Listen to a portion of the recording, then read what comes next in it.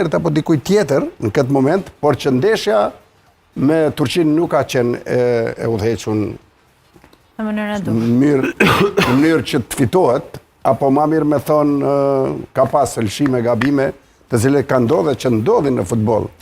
Na japim gjitha komplimente trajnerit, por në final, në pjesën e barazhit, unë mendoj që ka qenë luksi madh me lënë një lojtar të Juventusit në bankë të rezervë Kosovës. Ndoshta që s'ka pasur minutazh?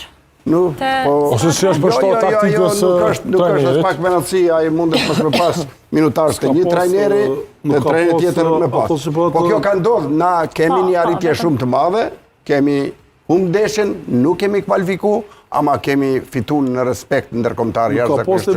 Dhe kjo është evidente.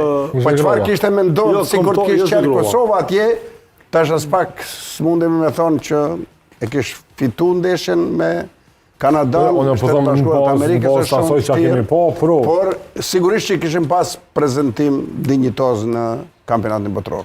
Nuk ka pas momenton të mirë të reportit të fanzev kombëtarja turke, por mos më fut të zhegrova ndeshje. Se gjithmonë nuk do të thotë që gjitha ndeshjet duhet me marrë me lujt me një skema, skema që të për shtatë e fiton nuk ndrohet.